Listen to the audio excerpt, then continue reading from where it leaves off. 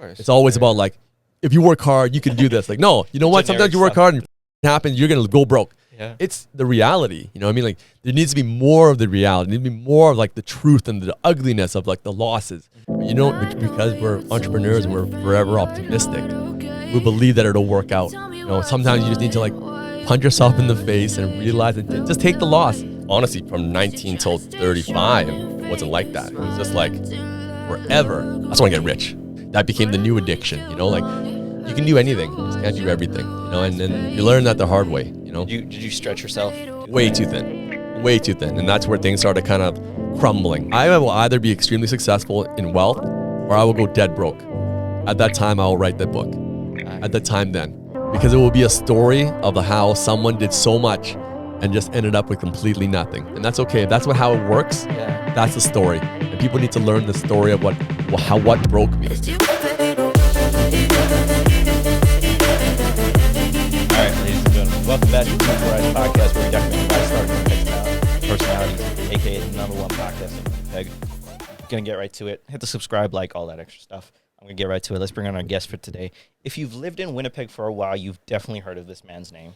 He's opened clubs, restaurants, businesses, countless businesses, brought notable people to the city of Winnipeg, and is now one of the people behind the Summer of Sound event that is going to be happening this summer. Ladies and gentlemen, we had him on at once before, but we only just scratched the surface. Please welcome Stephen Hua. Just me today. Thanks for having me. I appreciate it. I was talking before. Yeah. You're our first reoccurring guest. Yeah, I'm honored. It should be as wise, because we had you on right when you did the Together Again event, and then we didn't know much about you. But as we've had more guests, more people have mentioned your name, and we've done more research on you as well, and figured that, Stevie, you've done a lot. You've done a lot, yeah. Maybe it just means I'm old. I wouldn't say. I mean, you know, you have done a lot, and especially for the city of Winnipeg. You know, I've tried. That's been the focus for the past 20 years. I don't even know where to start. Should we just start from the beginning? I know we touched on a little bit in our previous episode, but for the people who may have not seen this episode, like, yeah, you know, where do we start? I always start off when I tell them about myself is that I used to hate Winnipeg. I don't know if I mentioned that before. Like when I was in high school, I was like, my goal was to get good grades and like to go to school outside of Winnipeg, anywhere but, you know what I mean? And when I went to Simon Fraser University in BC, and I was miserable, you know, I was there for a year and a half, and I just missed home so much. Really? I missed the people, I missed the city, I missed everything. And then when I came back, I just had this like mindset of like, I don't want to be that guy that's going to complain. I want to be a part of the solution. You know what I mean? Because everyone's going to complain. You know what I mean? It's easy to say like, this sucks. Oh, you hear it all the time. You know what I mean? But like, Winnipeg's a home. It gives you a roof. It gives you a job. It's also taking care of your parents, your family in some way to give you a life, right? And if you were meant to be somewhere else, then you can go. But at the end of the day, is like your city is taking care of you in some way, you know, and we got to appreciate and respect that. And, you know, if we don't want to make this place better, who is? You know what I mean? So then I just like have that mentality where no matter what, I don't want to complain about anything, right? And I'm gonna try to make it better. And if I'm not trying to make it better, I don't have a right to complain about it. You know, that's just kind of my mindset. So then I came back and I just got into the rave scene and EDM music, and I was like, probably since I was like 19. And then when I went out there, kind of like started getting into a little bit more. When I came back, I opened a bubble tea place. That was kind of what drove me back here, plus a relationship. You know, I fell in love with a girl. So you come back home, and then I opened a bubble tea place. This is like in 1999. I come back, right? I opened this place up. Wasn't even born. Yeah. So again, I'm old, right? So 99, I opened up this bubble tea place, and it's like there's no really real bubble tea in the city. You know, there's a couple places doing it, but I did it like from Vancouver, trained there, learned in Richmond. Opened it up, lost a pile of money, learned a lot of lessons, slept on the couch, and just like it was in the business. Like, it was a grind for a kid. You know what I mean? And I'm grateful for the opportunity and the lessons, but it's just like I was way in over my head. You know. But, you know, timing wasn't right. Bubble tea probably didn't catch on until about 10 years ago. You know, so you opened up 20 years ago. I was like, it's a hard sell. No one really knows what it is. You kind of convince people or show them what it is. Now it's like there's probably more bubble tea places than Starbucks in the city, right? So I came back from there. And then from there, I attended my first rave. And then I was like, wow, this is great. I love this. I love the music. And then my girlfriend's like, you should throw a rave. I'm like, well, you know a lot of people. I'm like, well, sure, why not? You know, it seems easy enough, you know. So then I had a friend of mine, my mentor at the time, he had thrown a few parties. He's like, yeah, no problem. And the way he described it to me was not the way it should have been. He made it seem really easy. You know what I mean? Like, yeah, you just do this and you just Lights, put a camera. flyer and Yeah. it's easy. People start buying tickets and like, it wasn't how I would never teach someone now, but at the time it worked. And then that party was the the biggest rave ever held in Manitoba. My first party. Yeah, yeah. Not to say that that was all me. Timing was right. Everything timing is key, you know, in business. And from there, it was the right time. It was becoming more mainstream. It was becoming popular, and that's where I fell in love with, like, you know, at the time, just throwing parties and bringing people together and seeing everyone having a good time, right? So, yeah, that's kind of like where the beginning would be. Like, that started everything. From there was a long grind of like 4 or 5 years of just different hustles, different businesses, and I was in like the internet pharmacy business for a bit. You know, they're selling pharmaceuticals to the U.S. It's I don't know if you're familiar with that.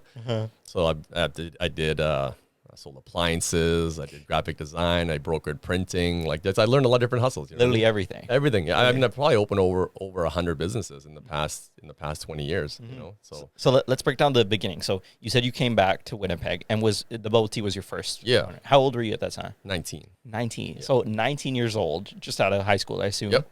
What was the inspiration to just start a business? Like a full-on business. Like bubble tea's like, you know, you have the storefront and everything from there. It's not like just the e-commerce you just put on a website and just let it Yeah, fly. no, like e-commerce didn't exist back then. Exactly. I wish it did. You know, I think the idea was back then is we wanted to be the first. It was so cool. So I found a couple partners and like, let's be the first person to do this. You know what I mean, okay. And that's kind of like one of the first lessons I've learned is like being first is never the best. Rarely the best. But we're obsessed with like being first, right? Sure. And then you open a business first.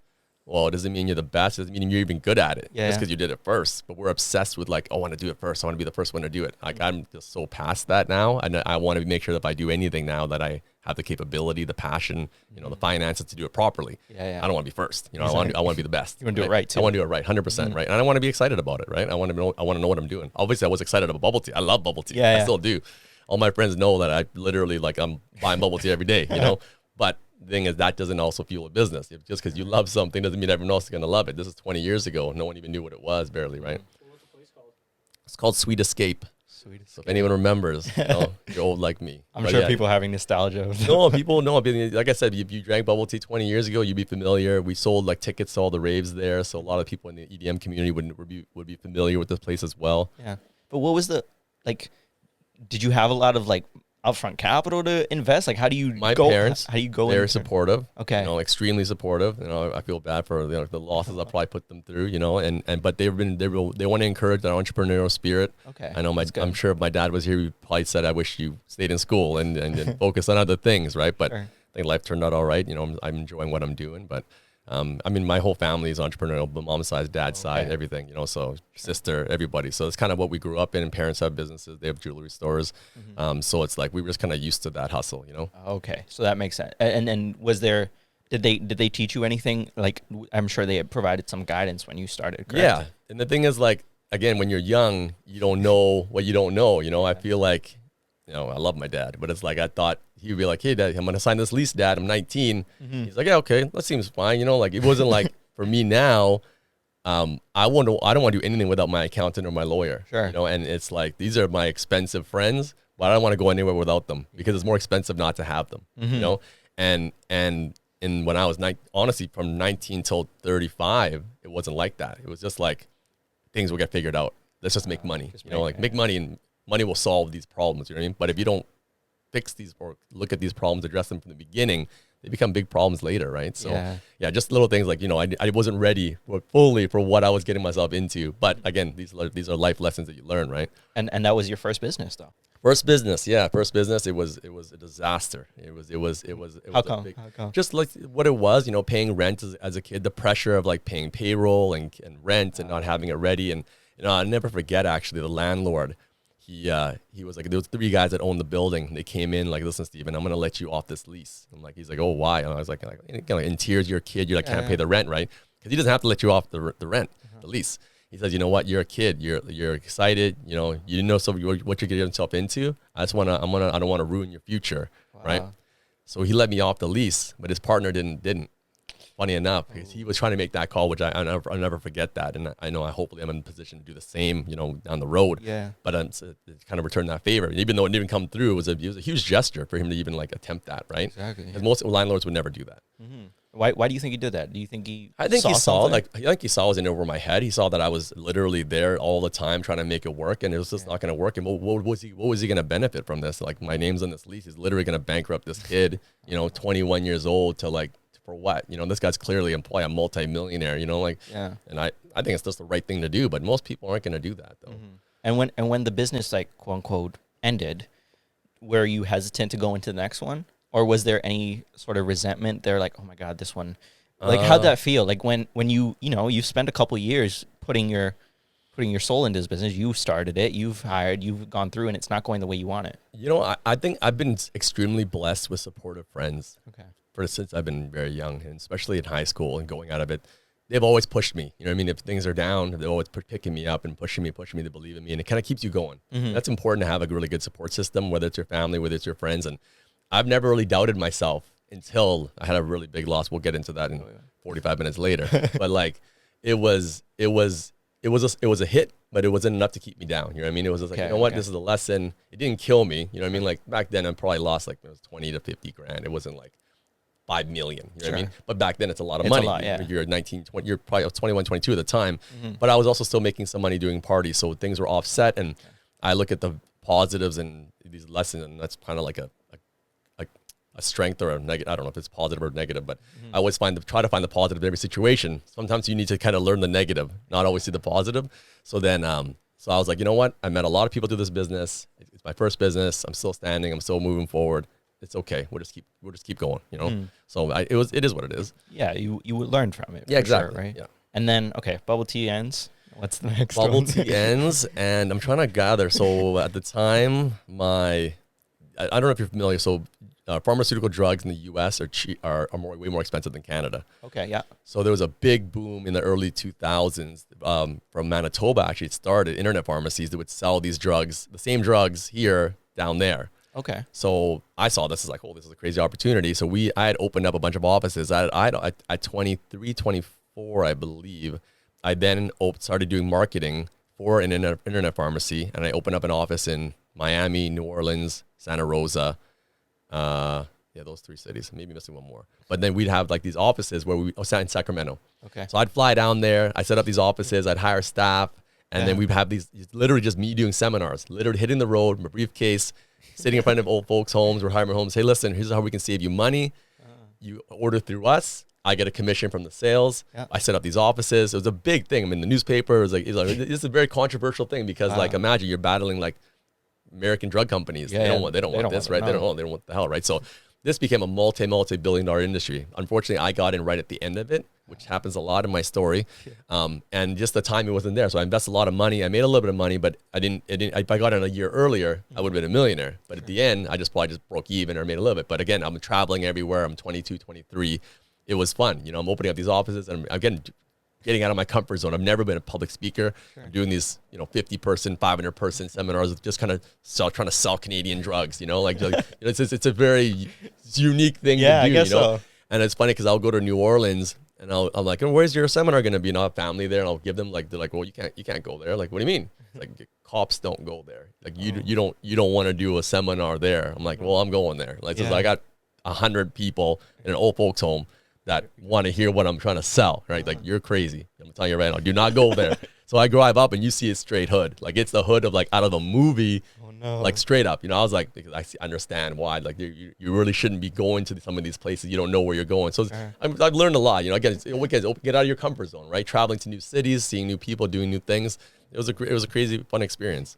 Well, I mean, I'm just saying, like, the jump from bubble tea to pharmaceutical drugs seems like a 100%. And this whole time I'm still throwing parties, right? I'm still throwing parties at this time. So there's still promotions. Like, I'm doing probably 4 to 5 raves a year. Okay. And these raves are like in warehouses, they're in hockey rinks, they're in community centers. And it's not like now where like we're doing these fancy parties and selling tickets. Back then it's like, here's the phone number for the location, call the day of, here's the address. So the cops don't shut us down. It's like, it's a whole different kind of party throwing, you know what I mean? And it's like I'll go to a hockey rink. It's like, hey, how's it going? Like, I'm looking to throw a venue for my birthday party on this date, and we want to play music till 5 a.m. Like, that's kind of weird. Like, we like to dance late. Blah, blah. How many people come in? Like, oh, 500,000 maybe. And then we pulled up with like 3,000 people, and like, the next morning, the small towns, churches like cursing our name. The music's still blasting at 6 a.m. So it was just wild. You're thinking back now at how crazy it was what we were doing, and now it would never happen like that. I would never take that chance now. So what was the back end looking like? So you hit up a hockey rink, and you said most of it was outside the city, correct? Yeah, weirdly enough, back then there was a rule that you could not have public dancing after 2 a.m. in the city of Winnipeg. Okay. They were shutting down venues for public dancing after 2. Like any venue? Any venue, no matter what. So then I basically became an expert in hockey rinks within a 30-minute drive in Winnipeg. So I did a party in Lorette. I did a party in Morris. I did a party in Headingley. I did a party in St. Norbert. So all the outskirts within, like, basically, I'm like, how far would I drive to go to a rave? I'm like, 1 hour's max, So then from there, I just drove to every hockey rink within an hour, and I visited them all, Carmen, Selkirk, everything possible. Some venues are more receptive than others, and some are like, okay, cool, let's do it. Some don't care, But then they see what's happening, they're like, wow, this is nuts, But it's also revenue for them on a day that they wouldn't be open, right? But what was the pitch? What was the pitch to them? It's always a different pitch every time, whatever it took, right? So kind of learn as you go. But I'm trying to be as honest as possible, right? Listen, we're going to be able to throw a party. It's going to be loud. It's going to be a big sound system, but nobody knows what it was. Like, you didn't have an expectation. Yeah. Like, oh, a big sound system? Cool. Oh, we like to dance late. Couple speakers. Oh, cool. Couple speakers. A lot, be a big light show, 500 people dancing. Like, are you going to be selling liquor? Like, no, just water. That's all we need. We're no liquor. Like, this is amazing. Yeah. Kids coming down to dance. No liquor. What could go wrong? This is no problem, Was that always the case, though? No, of course not. Like I remember in the town of Lorette, we did 2 raves there in their hockey rink, and they're like, we never want to see this again. Like, we don't want to see like 1,500, 2,000 people driving in from Winnipeg, dancing and partying all night, and then leaving at 6 a.m. So it doesn't happen now anymore. But back then it was so normal, Yeah. Was there like calls in the morning? Like, if you're organizing this event and you go to like the owner, what is the owner saying the next morning? Like, are they cursing you out? Or I mean, like I said, sometimes they're chill with it. Sometimes they're like, okay, cool. Like that was a party, Okay, and we clean up, and that's it. I've always been very respectful with venues and like, take care of things. I've been at venues where I'm literally scraping the gum off the floor at 7 a.m. after throwing the party. I'm the guy helping roll up the flooring and clean up the mess to make sure, because you got to come back to these places a lot of times, right? So venues are hard to come by. You got to respect that, why are they going to want you back if you're not going to respect their space, right? And so you said you were doing 4 a year approximately? Yeah, about 4 a year at the time. And how were those split up? Like just around holidays or just whenever? Yeah, May long weekend, I remember. I always tried to do September. I tried to do Halloween, New Year's Eve was a big target, and then one in like the spring. And I assume the community wasn't, like the rave community wasn't large, or was it picking up, or how did you get 1,500 people to even come out there? Yeah, back then it was all message groups, different rave forums. Okay, and then also, just handing out flyers. I would be every Boxing Day. I would be me out with my girlfriend or a friend and putting flyers on windshields. And I'd be the guy outside every venue, every club, putting flyers on windshields and cars and just, getting the word out as best you can. It was actually just the most craziest, weirdest way to use your time, and we still kind of do it now a little bit, but it's just, you imagine like you have a very niche product. Yeah. You hit 100 cars, probably 0 people shit about what we're actually doing, you know what I mean? But we just felt that's the only way to get the word out. Okay. It was very difficult, and now, Snapchat, Instagram, Facebook, Twitter, it's actually like overload. It's so easy, but it's easy for everyone. So, with what I always say is like, we have to outwork and outthink every other promoter if we want to have more people, right? Because everyone has the same tools. So back then, they're going to flyer 100 cars. We're going to flyer 10,000 cars, right? And if they're going to put it on Facebook to 100,000 people, we're going to hit 10 million people. And we have to find more unique ways to do it, right? The tools are all consistent, but how do you use them, and how do you kind of like, what way can you kind of outwork the competition, right? Was there other people in the scene who were doing similar stuff you did that fueled that competition? Yeah, back then, funny, I had a long conversation about this yesterday, was like 20 years ago, it was very unwelcoming. You know what I mean? Okay. I was young, I was new, They're like, who is this kid? He's throwing all these parties now. You know, it was very territorial, you know. And I just had my 20-year anniversary on party on Saturday. Yeah. And remembering that, I would say the pain, but like the stress and like for a young person to deal with that, I set it out for myself to my 20th anniversary. When I leave this scene, whenever it may be, I want everyone to know that I try to bring everyone together to work together. I'm not trying to compete with other promoters. I want to help them, right? So we just did a party on Saturday at the Met, and we had 6 different promotion companies all work together. You know, and it's like, it's a rare thing to happen. It never would happen 20 years ago. But I wanted to make sure that that can work. It should work. That's how it should be. You know, if I'm only doing 4, 5, 6 parties a year and you're doing 4, 5, 6, sometimes we're going to overlap, but often not. We can help each other out. If you're winning, I'm winning, right? If everyone's doing well. The last thing you want is like, oh, when are you doing a party? Oh, I'm doing the same day. When are you doing that? And we're just going to try to kill each other. That's what it felt like, you know, 20 years ago. Like we're trying to compete to wipe each other out. You know, and I don't ever want to do that. I feel terrible when I'm even competing against somebody else, even to hurt them in any way. You know, I feel like we need to help each other out, and especially in a small. It's funny because it's not a nice. Back then it was a more niche scene. Now it's like EDM is as commercial as it gets. You know, but now I feel we need to work together. And regardless, we still need to work together. You know, has the mindset changed since then for yourself, compared to as now? You're saying, let's bring everyone together, let's work together. Was that always the mindset, or was there a time where you were just like, you know what, I want to be the best in the city and I'm going to do whatever it takes?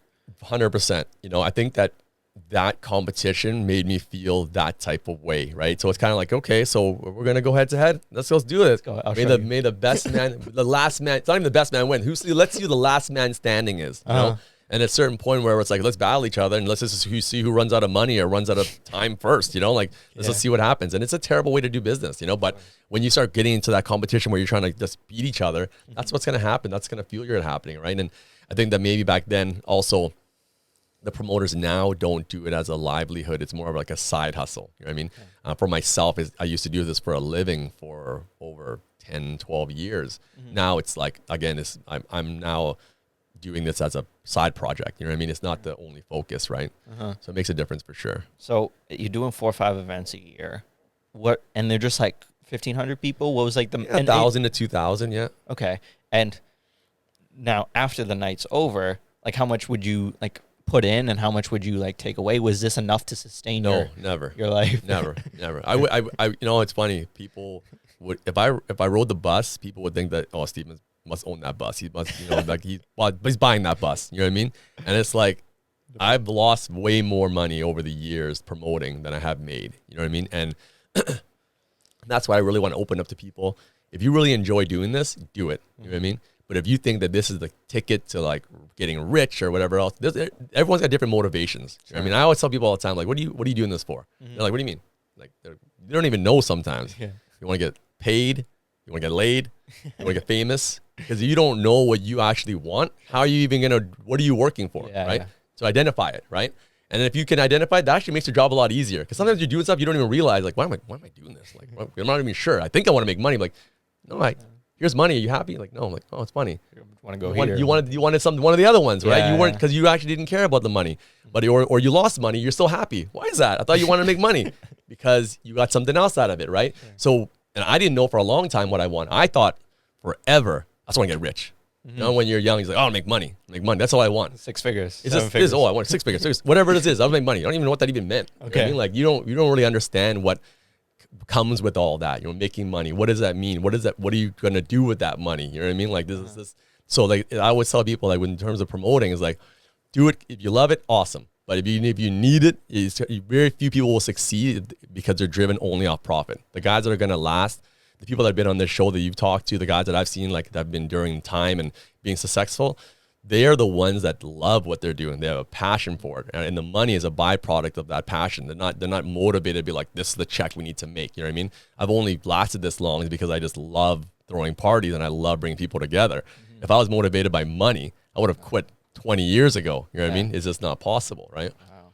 And that's like that's a good mindset to have, right? Even sometimes when, you know, I have my peers and me included, I'm gonna be honest. Sometimes I'm like, yeah, I want that. I want $1 million in a bank, right? Nothing wrong with that. Yeah, you gotta want it. You know, like that. You gotta set goals. You know what you want. If that's the goal, 100%. That's how do we achieve that goal? You know, I remember like even when I was younger and with friends, it's always like, hey guys, what are we gonna do that's gonna make money? What makes money? Like what can we do? Yeah. You know what makes money? Everything makes money. That's the secret. Everything makes money. Selling garbage cans, renting washrooms, making tables, podcasts. Everything can make money. You just gotta do it. But what are you actually good at? And what will you actually enjoy doing? Because everything makes money. But do I want to do that, right? I was good at math in high school. Do I want to do it? No, I don't want to do it, right? You pay me enough to do it. I still don't want to do it, right? And then also, are you capable of doing it, right? Those are two things that people don't really want to assess. We're all consumed about like what's going to make money. Yeah. I'm telling you, everything makes money. It's just someone else is making it, and you might not do it because you don't have the passion or drive to keep doing it until it makes money. You know what I mean? I see potential everywhere. That's a problem, but because there really is. You know what I mean? But because you can't get distracted by that. What do you actually enjoy doing? You know, what are you willing to do for the next 20 years while you're not making money to build to that success? You know what I mean?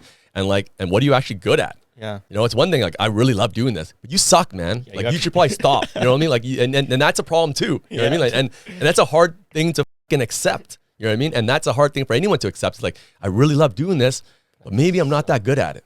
You know? And nobody wants to admit that. It's a fucking tough thing to admit. You know, ego, you know, to sit there, like, and that's what I'm saying, like, that's why we cannot consume ourselves with money. That's what I'm saying, right? So, I mean, to me, money will come, and I just don't, I'm sure my investors and partners will hate hearing this, but I don't care about money. You know what I mean?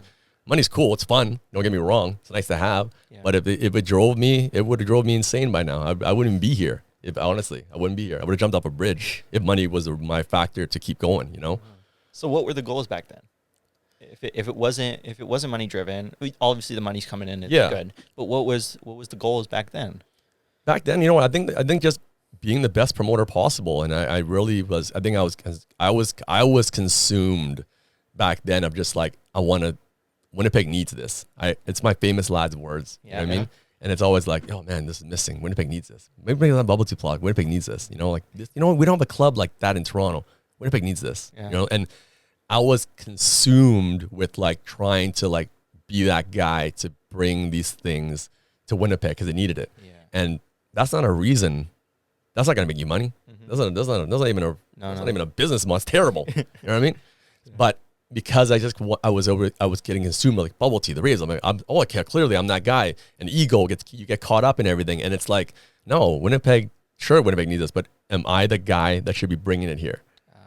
Right? Mm-hmm. I'm not the guy. Am I capable? Do I have the skills, the finances, the team in place to deliver this thing that Winnipeg needs? Mm-hmm. No, I'm not. You know, and sometimes you got to admit that, and you got to recognize these things. So now, I try to like assess things much more carefully before I get into projects. Now, you know, were there people that cast like stones in your direction, or like didn't fully support what you were doing? Of course, all the time. But you know what? That comes with the territory, and it's all human nature. You're gonna get hurt by it still, right? But a lot of times that I could see that could drive a lot of people as well too, right? Mm-hmm. For sure, you know.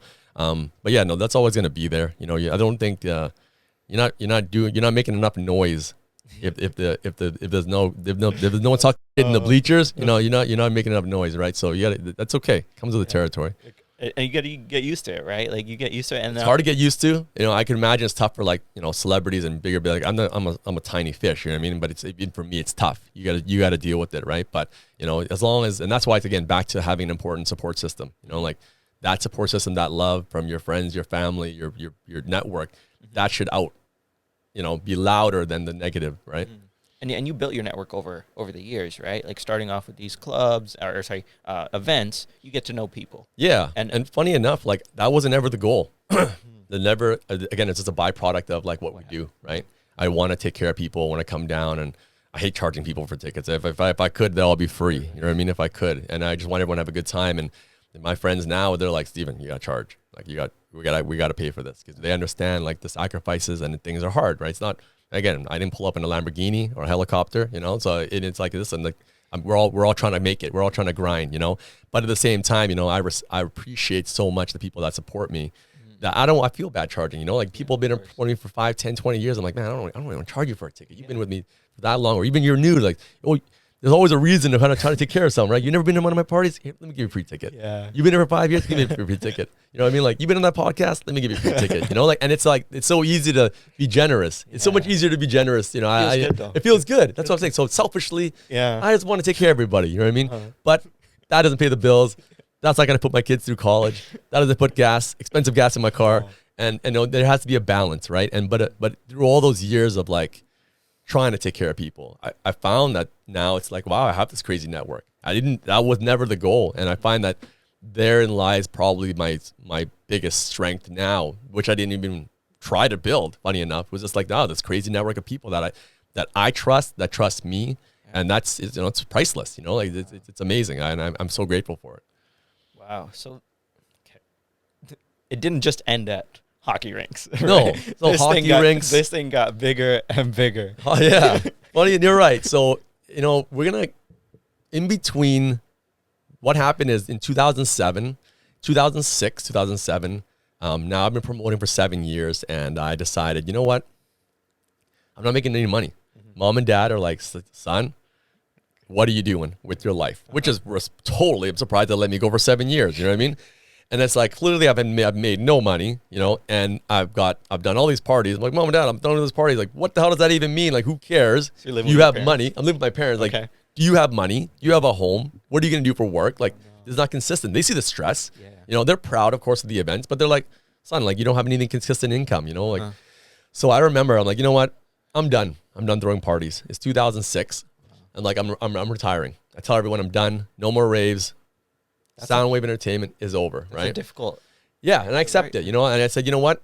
And at the time, my friends were like, Stephen, you could do anything. You've got a great network back then. Yeah. You know, you can sell. You've got a good personality. Why don't you get into sales? You know what I mean? Like, yeah, let's do it. Okay. I made an appointment for like $100 or $50 for a resume writer. I never had a resume before. I had one job in my life when I was 16, telemarketing, because I wanted to go Boxing Day shopping. I worked for 3 months, blew my checks, never worked again for anyone else, right? Yeah. I wish I had more experience working under other people. Probably would have helped my being a boss. But so now I'm like, I need a resume. I'm going to apply to Future Shop. I'm going to be the best damn computer salesman I can be. Let's go. I'm going to kill it. Let's go. Yeah. Making 6 figures, selling computers. Way better than selling Rave tickets. I can't do this. Steady income. I'm Parents done. are happy. That's it. Parents are happy. I'm making money. Let's do this. I'm going to enjoy this. I like computers. You know what I mean? At the time, whatever. This is what the plan was. Let's go with it, right? As I'm having the appointment to go to do this resume, I get an email from Tiësto's agent. Say, hey, we'd like to come through Canada for a Canadian tour. This is 2007. There are no arena shows. There's no major EDM on the radio. This is a different time, right? Yeah. And I've never done anything outside of hockey rinks. So I'm like, where do you want to go? Like, listen, we only playing proper venues, convention centers, arenas, like bigger shows. We need to fit 2,000-3,000 people. I'm like, okay. I'm like, wow, what is this show going to cost? I can't say the number, but it's the biggest amount of money I've ever spent on a DJ. I'm like, this is insane. Sure. Nowadays, it's nothing compared to what we're paying. But I'm like, wow, I don't have the money to do this. For one, this is an amazing opportunity. I'm not actually, I just told myself, my parents, I'm going to quit doing this. And then now I'm going to have Tiësto offered to me. I'm like, I'm the hugest Tiësto fan. Yeah. So of course I go and do the party. I don't have the money, so I have to borrow the money, right? From banks No, there ain't no banks borrowing me money back then. Even now they're not borrowing me money. So this from friends, right? I'm like, listen, I got this opportunity. They're like, yeah, hell yeah, let's do it. Wow. We'll borrow you the money. I'm like, well, too easy. So now from there, I landed my first major sponsor, Heineken. I'll never forget that. Red Bull, they just came into the city. They had a major sponsorship. I'll never forget that. That's why I'm very loyal to Red Bull, because they were there from the very beginning. Yeah. Heineken from the very beginning. I always want to work with them if I can. So, and the event did amazing. It did great. And then from there, I was like, okay, this is now we're out of the darkness. You know what I mean? Yeah. We're not lying anymore. We're in the Winnipeg Convention Center. We got Heineken on the flyer. This is it. Like, this is great. So I guess I'm now throwing parties again, right? You're back in it. Funny enough, at the same time, I think this is the same time I'm playing poker. Okay. So I consumed myself with poker for like 2 years. This is when poker's just getting hot. This is 2006, 2005. Like, you're a big poker player? Yes. So I get into it. Okay. I've got poker rooms set up. I'm running tournaments. I'm playing online. I got 2 laptops going. Wow. And from there, I take my poker winnings and I open another restaurant on Corden. Okay. So now I'm doing Tiësto big shows. I have this restaurant on Corden. that lost money as well. I think that's probably why I want to get the resume. But this all ties in together. Like, so at least I know that I have all these little things going on. So now I'm like, maybe I'll keep playing poker and kind of do hustles. And I've got these mainstream shows. From there, I started working with other clubs, and I realized that, you know, maybe the mainstream clubs and the mainstream of big events and concerts is where I need to go. And maybe the promoting is still right? But whatever it is. So I've got the poker thing going. I've got this restaurant that became a disaster later on. Again, another too many restaurants, too many disasters. But now and then I've got, you know what? I'm not going to become a salesman. I'm going to keep going. I'm going to try again, going and being a legitimate promoter, doing different things, right? And this is when we're doing like Lady Gaga and like all these other shows, like long time ago. Like I've started doing all these club events, you know, but they weren't like big budgets, like $5,000, $10,000, you know, for an act. They're all upcoming acts, right? Sure. So we're doing shows at the Centennial Concert Hall now, and eventually this fast forward to 2008 now, where I'm doing shows with the Jabberwockies, and we're doing shows with Girlicious, and like this. So these are like different acts. They were hot at the time, so now I'm doing promotion, but I'm no longer doing raves. Yeah. Right. So, but it was becoming successful. And it was working. But again, same trap. Some shows hit, some shows don't.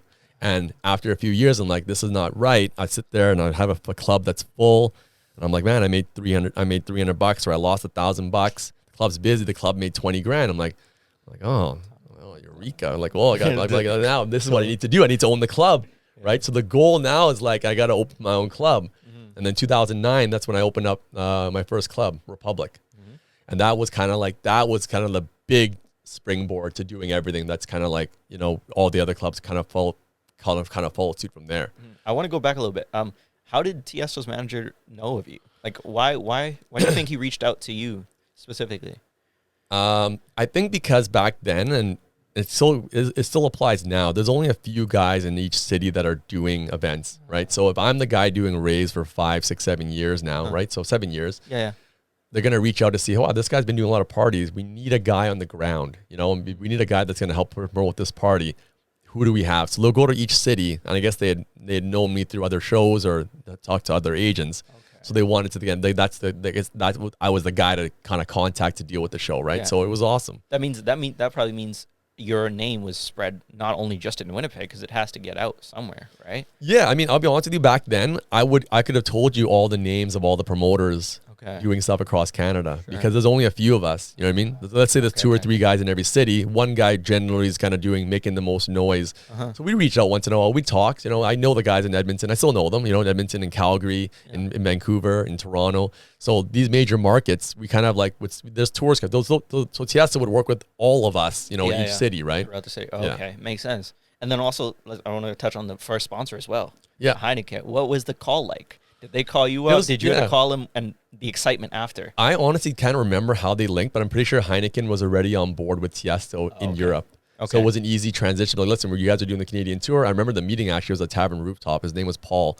And it was cool just to sit down and like, this is all new, right? I mean, like, this is, we're with Heineken. We want to do this. What we want to do. Logo here. We want to have only beer available is going to be Heineken. Awesome, you know, like, so it taught me a lot of how things work. And fast forward now, we've got like way more different sponsors, right? And it's cool to see, like, you know, back then that they believed in it. You know, like that's the best. You know, when it's not the easy thing to buy into, when you believe in it, that's when you really got to appreciate it, right? And sometimes you only need one, right? Like once you got that, I'm sure.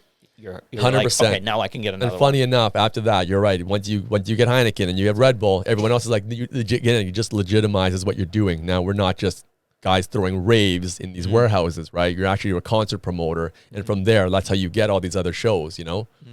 Okay, so now clubs start. Republic's huge. You guys just had your 20-year anniversary. Well, Sound Republic is my promotion company, right? So it used to be called Soundwave Entertainment. Now it's called Sound Republic. So I've been throwing parties since September 30th, 2000, 22 years. Okay. Republic is and I clearly love the word Republic, so I call it Sound Republic and Republic. So Sound Republic started in 2007. Okay. Republic opened in 2009. Okay, so Republic's the club. Republic's the club. Yeah. So we had already been working on I've been working with different clubs now since 2007 to 9 doing shows. It just became the natural progression. I find it's funny because this progression happens to a lot of promoters across Canada. All the guys I talk about, rave promoter, concert promoter, club owner, restaurant owner. Like it's just an evolution. Okay. You know, real estate. It actually is funny because you can trace this pattern to almost anybody, unless promoting becomes a full-time gig for you, right? But we're all kind of wired the same. We're all kind of crazy, right? But then with 2009 Republic, first club, and it was crazy. There's nothing like it, honestly. We were doing 1,000 people a night, Friday and Saturday. Wow. You know, we were open Wednesday, Thursday, Friday, Saturday. We were very ambitious. We had a big, massive promo team. You know, like I messaged and recruited everyone I could think of, you know, to be a part of the concept. And first time hiring staff and training bartenders, and it was we didn't know I didn't know what I was doing. Like, promoting for sure, running a bar, no fucking clue, none. You know, watching bartenders stealing. I don't even know what's going on. You know, like I'm so clueless, right? So it was a crazy lesson, you know, and it was a crazy 3-4 years. We did the amount of shows I went through that club, and I think I rarely use the word. I think it was legendary, you know, to have people go through there, like the names I went through, like Skrillex, Tommy Lee, and Zed, and LMFAO, Steve Aoki. The wall that we had on there, it's epic, you know. Like very few people can say they've worked with those kind of names and celebrities that came through. We had Pauly D and, you know, Jesse Metcalf, and it's all these random things, you know. We booked everything, you know. Again, that became the new addiction, you know. Like, who can we bring in? What's the next thing? You know, it's just like there's always something, you know. Like I got this club, I had to keep it busy, but from there I learned is like I wasn't fully happy because I was only committed to one spot. Okay. And you can't have any flexibility to be, you know, where you want to be tonight. Like I'm at Republic, you know, every weekend same place because I was the owner, right? Yeah. And that was kind of where I learned like I need to be able to, like, being a promoter offers a lot more flexibility to work with different people, have change of scenery once in a while, right? But Republic is home. I mean, it's one of probably the most important piece of what I've done in my whole life. So what was the process of setting everything up? Like, so you're the owner.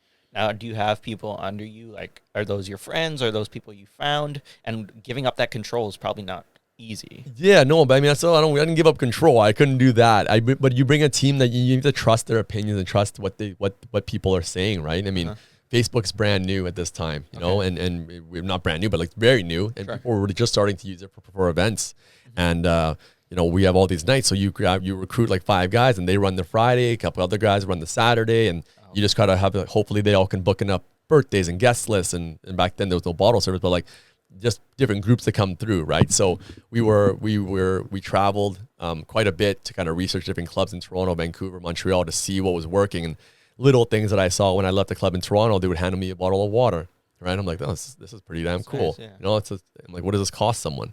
Sure. So Republic forever would hand out a bottle of water on the way out. Okay. Cases of water, here you guys go. And no one does it now even, right? Yeah. But that small gesture, one, is it's great to have it, you know what I mean? And second, is just like, what did that cost you? That gesture is like, wow, this club's giving back, they care about us. Here you guys go. And no one's really done it since, you know? Yeah. Even just the way we promoted events and promoted shows, and, you know, having birthdays and people's name on their cards, and champagne with free champagne. It was very new for what we were for Winnipeg at the time. And you know, I don't think there's anything like it. And even until now, there's been nothing like that. Was there somebody that you followed? Like, was there a blueprint set out that you're like, hey, I want to be like this, maybe in Toronto? Or no, not any club in particular. You know, like design wise, we grabbed a bunch of different design elements and ideas, and I had flown out to Toronto with my designer, and we just got a bunch of ideas that we liked and try to make it our own, right? It had its own identity. It's just, I'm extremely proud of that project, you know. How was it? Like, how did it feel? It was great. Like I said, it was tough because it was our first project. It was very successful financially, you know, and we learned so much from it. You know, we learned you got to pay your taxes, you know, because they're gonna get it. So we learned that, and we didn't pay tax for the first couple of years, GST. But then the next couple of years, we didn't make no money because we had to pay it all back. And we're like, okay, but now we learn again, accountant and lawyer, best friend, right? But it was a great time, and from there that kind of opened up the other clubs, you know. From there was Opera, we opened, Green Room, Mystique, Rock Bar, Fame, Prohibition, you know what I mean? And we wanted to do so many things, and too many things, you know what I mean? And that's, you know, you can do anything, you just can't do everything, you know, and you learn that the hard way, you know? Did you stretch yourself way too thin? And that's where things started kind of crumbling, you know, and at a certain point when you're responsible for like 5 venues and, you know, 60 to 80,000 in rents and payroll and all these pressures and taxes and everything else, and it's extremely overwhelming. You know what I mean? And you know, at the time, you know, you realize like, well, when you're making money, it's not that bad. Yeah. But when a couple of things don't make money, Now one's paying the other, and there's no money. Now it's just a lot of work and stress for no money. It's crazy. When times are great, Republic's making money, it was easy. Yeah. When you lose a couple things and you realize like it doesn't take much to lose track, to lose momentum, and all of a sudden things start falling apart, you know? Very stressful. I mean, you guys also, I was searched up your name, and there was an article of you guys getting like $20,000 was stolen as one of your Yes. thing. Was that like those types of laws are definitely hard hitting, correct? And what, like, you went into the club promotion scene, or like owning a club, because you thought like, okay, those guys are the ones making money. Yeah. Now you're in the club scene, and you as you open more, you're making less and less money. Yes. So what was that like? I think when in the beginning, I thought I want to open more business because I want to make more money. Yeah. Right? You think that. Yeah. But you don't realize that the reason why you're opening more businesses is probably because your ego wants to do more things and open more things. If you really want to make more money, you should make the one or two things you have do better. And one of my mentors that taught me after I went bankrupt, he's like, Stephen, why did you open all these businesses? I'm like, I told him I wanted to make more money. He's like, really? Did you want to make more money? Like, you had this one business. Did you maximize what it could make? Is that the most that business could have made? I'm like, no. He's like, well, you didn't try to make it for it to make more money. You just wanted to open another business. So you felt opening 10 businesses makes 10 times more money. You could put the same effort into one business. It'll make you 5 times more money. Wow. But because you're thinking that opening more is going to make you more, it doesn't. It really doesn't. And I always stress to young entrepreneurs when I meet them, I'm like, listen, like, it's okay to do a lot of projects. A lot of guys have a lot of different projects, but if you're the trigger and you're the driving force behind these projects, you cannot drive 5 projects at once. You know what I mean? You could probably drive 2, maybe. Sure. But to maximize success, you should be driving 1. And now that's me. I'm preaching like I'm guilty because I'm not still doing to this day. I won't do that. Yeah. But at least I know exactly. I understand that now, right? I actually accept the fact that these projects are not going to get the full attention, but I need to do them to keep myself motivated. You know what I mean? Keep myself energized. Were those some of the moments, like your lowest moments, you would say? We can get into that. I'm going to get into that. So after all these clubs, me and Shiraz and a few other people, we opened a place called Rec Room. Yeah. This is 2013 now, right? So I've got about 5-10 investors. I went to Toronto again for some more ideas. I'm like, you know what? I feel that clubs are dying down, and we're going to get into the lounge phase. We're going to get into the sports room interactive phase. Ping pong bars, arcades are going to be hot. I feel that's the trend, right? And this was before the actual Rec Room now, like, or I'm the actual. You're the actual one. The Cineplex just took we're the actual Rec Room. Funny enough, I had registered the name Rec Room before Cineplex did. Okay. You know, like we opened the Rec Room Lounge. Yeah. Like the Instagram was ours, you know, before they had the concept. Our concept was ping pong, arcades, video games, sports bar, everything under one roof. We were underfunded, underprepared, and it didn't work out. The idea was great, but that project killed, like destroyed, like myself, my family, a lot of investors, a lot of friends, and that project broke me. It destroyed my motivation, my energy, sense of humor. Nothing was funny. It was the craziest thing to go through that kind of depression. And I've never had to go through it again. Hopefully never to go through it again. But it was just crazy that you just lose yourself. You're just lost. Why was that? Why? Just the disappointment of losing, disappointing family and friends, and just like how bad it went down. And it just because we got screwed over by a contractor, and that again I trusted I shouldn't have. And then again, learning these lessons of like, I wish I could help people not go through the mistakes I went through. You know what I mean? Because they were painful, and they're definitely avoidable. And that loss, he screwed us over. So then I'm hiring other people, and they were behind in the project. We're late on rent, and it just snowballed. And it never got the fight and chance that it deserved, because the concept was great, amazing, so much fun. It was a great hit. Just did not have the legs because we were underfunded, because we were ripped off by this contractor. It was just a snowball of a mess, and from there, my reputation was completely tarnished, because I owed so much money to different people because I couldn't pay different things because I'd lost so much. People don't understand how much the loss was. And from there, you just snowball. You can't pay staff. You can't pay this. You can't pay that. And all the other projects collapse now because the money is needed to maintain the other one, because you don't want to lose it. And, cutting your losses, it's the hardest, probably one of the hardest things to do for an entrepreneur. Realizing like, you know what? This is not going to work. Losing $100,000 is better than losing $500,000. But because we're entrepreneurs and we're forever optimistic, we believe that it'll work out. You know, sometimes you just need to like punch yourself in the face and realize and just take the loss. And now I'm like, you know what? If I lose, I'm like, you know what? It's done. Lose. We're done. I try. No one's ever going to be perfect, but learning that lesson was an important one, very important one. And Just like, how long was that period of time? there's a 2-year dark period of like losses in there. So I didn't do anything for a while. And then basically I just didn't want to work. I came back to be a promoter, strictly a club promoter. I owned nothing. So I went completely broke, beyond broke. And I started being just a club promoter, just for fun. No overhead. Your job is to bring out people. You get paid from that. Why'd you want to go back? Like, I didn't have a choice. Is what I knew, right? I didn't even know it was going to work. You know, but then, and I was the project was Ordinary Fridays.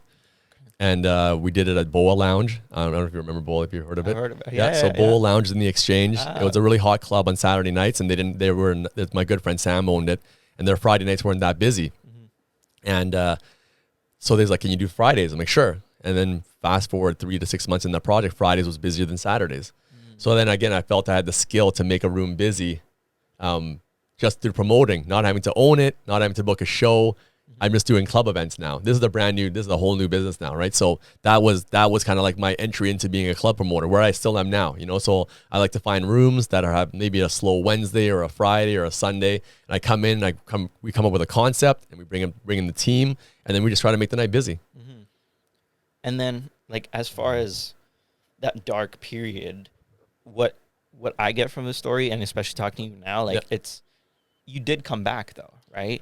It's, you're here now, you're successful, you're doing these events, but I'm sure there's a bunch of people out there who had major losses, but then just stopped there. Yeah, and I want to say that's the difference between most entrepreneurs is the will to get up again, right? I mean, I lost it for a bit, to be honest, but now, like, you kind of lose belief in yourself and what you're doing. You know, there've been a lot. That was a big loss, but there've been a lot of wins too. Sure. Sometimes you forget, you know, sometimes you forget the wins because you're so dark and you're so sad about it, right? But now I just feel like I try to keep things, you know, I try to minimize risk now. That's the main thing. You know, don't do heavy risk, low overhead. That's what I've learned and all that. I don't want to take on, I hate paying rent now. I hate paying payroll. I don't want to sign any leases. I'm happy to be a contract worker, help people, consult. How can we all make money together without having to put out too much money and risking our livelihood, risking our lives, you know? Right. So that's just my new business mindset. I asked Shiraz this as well.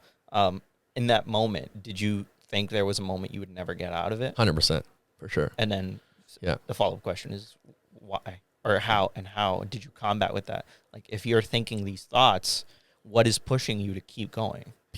Your people around you. My good friend Little D, you know, rest in peace, he passed away, but he told me, he's like, we love you, Steve. We believe in you. You know, so you got to keep going. I'll never forget it, honestly. Damn, that's crazy. Yeah, no, I remember going up in the club at Boa actually, and I was so depressed at this time. I'm lost all this money, but I'm club promoting, but we're successful. I remember a guy came up to me, he's like, Stephen, you don't look happy. You're not just himself. Wow. I just want to say, like, we appreciate you, what you do. It meant the world. It keeps me going. Wow, that does give me chills. Like, yeah, no, like I'm so grateful for my support system. Beyond grateful. And it's crazy that you went through all of that and you're still fighting. I'm fine. I think it's for me. I'm happy. Yeah, I'm happy. Exactly. I'm positive. I've gotten out of that, and now I'm more appreciative than ever. And I love people more than ever. You know, learn things. I've learned so much. I've lived 5 lifetimes. Honestly, I feel like I'm so blessed with the experience that I've had. The wins, the losses, everything. I'm just so grateful for all of it. I think one thing that we mentioned at the very end of your episode last time was all the artists. Yeah. Right? Can you speak on the artists and what that dynamic was like? Because, you know, some of the artists that we look up today, like, you know, some of the Drakes, the J. Cole's, LMFAO, all those people, those are like some of our idols. Yeah. My personal idols. And for you to even just have the opportunity to work with those guys, what was that like, especially when those guys were just starting off? Yeah, you know what's cool? Like, I remember how meeting J. Cole and how cool he was, how nice he was. Yeah. This is way new. Like, this is 300, 400 person club show, you know, like how humble and such a nice guy, you know, like even like some guys we take out and some celebrities, they're like, it's eye-opening when a celebrity comes to Winnipeg, like, well, Stephen, like, you got a good life here. Yeah. Like, this is crazy. Like, well, I got a good life. You got a great life. You know, like, my life's not as great as people think. You know, like I'm hanging out with you and seeing your friends and what you're doing, and this is cool, this is fun, this is nice, you know. And everyone's so real. You know, you realize like your celebrities are like, you put them on a certain pedestal, but they're just like all of us, you know. I mean, they're going through the struggles, and they, you know, but they getting to know them. It's been fun to see like some guys are how nice they are. Like Tiësto, the nicest DJ I've ever met. You know, we had a bomb threat. We're in the car. He's like, when can I get back in? I'm like, we just had a bomb threat. He's like, I don't care. I just want to DJ. Let's go. I want to play. Like let's go back in. I'm like, wow. I went to visit him in Costa Rica in 2010 or something like that. He's like, get on stage. On stage. He's like, we're doing shots together on stage, and you know, we're going backstage, and it's just a genuinely nice guy, and he cares about what he does. He loves people, and he's genuine, you know, and it's nice to see that. And then there's the opposite. Sometimes you meet a celebrity, you're like, wow, you're just like, I don't want to work with you again. And it's just funny. It turns into just business, right? And you want to work with people that you love, and it's cool to see these people, and it's fun to meet all these people. And I think it's probably, again, my only regret, probably one of my few regrets, and not even the losses I regret, is not taking pictures with everybody and having memories. Because when I'm old and things are gone, I'm not gonna. I couldn't even. No one's gonna believe I did a tour with Drake. You know what I mean? No one's gonna believe I met Lady Gaga. No one's gonna believe I don't have a picture. I'm just talking. You know what I mean?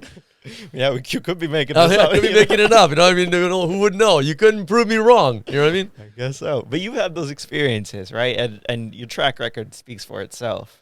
Yeah, no, like I said, yeah, of course, I'm not bullshitting, Yeah, but I mean, like, yeah, it'd be nice to have those memories, sure. when you hang it up eventually. If I ever retire, you know, I've given that up too, you know, like I used to quit or retire every 2-3 years because it was too much. Yeah. Now, because it's not what fuels me or what pays my bills, it's what, you know, keeps my creative juices flowing, keeps things fun. You know what I mean? So I'll just keep doing it for as long as I can, and when the time stops, it stops. But until then, I'll just keep having fun. You know. And those artists were coming to Winnipeg because I was reading another article because we've got so many articles written. I was going back through the Facebooks and everything, and it said like one of the headline was like the person responsible for bringing musical artists to Winnipeg. Yeah, and that was like back in like 2009 or something. Like.